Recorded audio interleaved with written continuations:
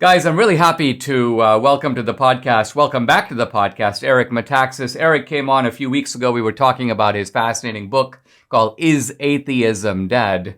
And I wanted to do kind of round two with Eric because this material is so rich. And of course, we're walking right into Christmas. Eric is a fellow Salem radio host. And also his articles have appeared in the New York Times, The Atlantic, and elsewhere. He's written a number of best-selling books. We're talking about his latest one, Is Atheism Dead?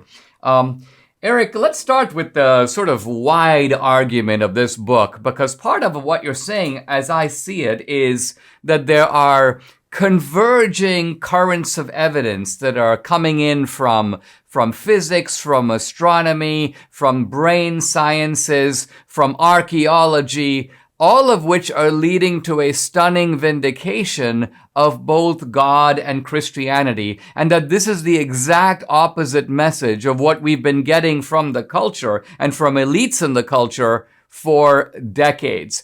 Talk a little bit about this kind of bird's eye view of your book, and then we can zoom into some of the details. Yeah, thank you, Dinesh. That's precisely it. It's as if the man lands on moon and nobody reports about it. We have something happening right now that's been happening that is as big news as it gets. But because the cultural elites, the cognoscenti, as it were, are really dramatically secular. Even if they're not personally secular, they've adopted the secular narrative of recent decades, going all the way back really to the 19th century, that they have avoided even looking at this evidence. And the evidence for God from science, and think of the irony, because we've all, even believers, have internalized the nonsense that science is at odds with faith, reason is at odds with religion. It's complete nonsense, but we've all internalized it. And there is huge irony in the fact that now, while we're living, the evidence literally from science for the existence of a creator God, it's not just that the evidence has been coming in and it's interesting and it's pointing to God. The evidence is so overwhelming, as I argue in the book, as to be open and shut. In other words, if you want to be an agnostic today, that's fine. We can talk about why you don't like the Bible or why you disagree with this or how can a good God allow you. We can have a conversation. But if you want to be intellectually honest, today, I don't think you can say there's no God. I believe there's no God. Science, think of the irony. Science has made that impossible. The only problem is no one knows about it. Nobody has heard about the science. And so I put it in the book because I said, this is like a news flash. People need to know the evidence from science, from every part of science, is so dramatic.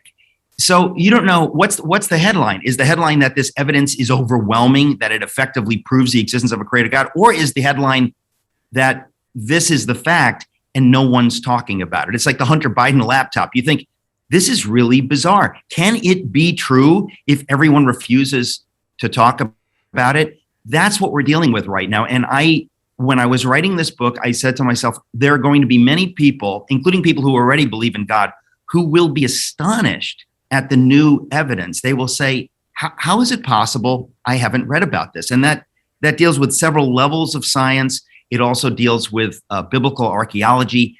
People have dug up things in the sands of the Middle East that you would think it would be over, above the fold, New York Times, Washington Post, major stuff.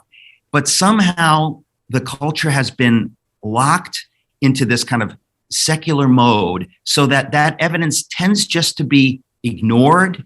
Sometimes people really have a hostility toward it. But usually I think people have just so internalized this secular idea, this lie, that reason is at odds with faith, that they just tend to ignore this information. And I'm here to say, and I say in the book, Is Atheism Dead?, that the evidence has become so overwhelming that we need to push back to anybody who says, oh, I'm an atheist. I think you need to say, I don't think you can be an atheist. If you want to be an agnostic, that's open to you, but atheism is dead. I think we need to be blunt and say that these are the facts. The facts are, in fact, absolutely overwhelming.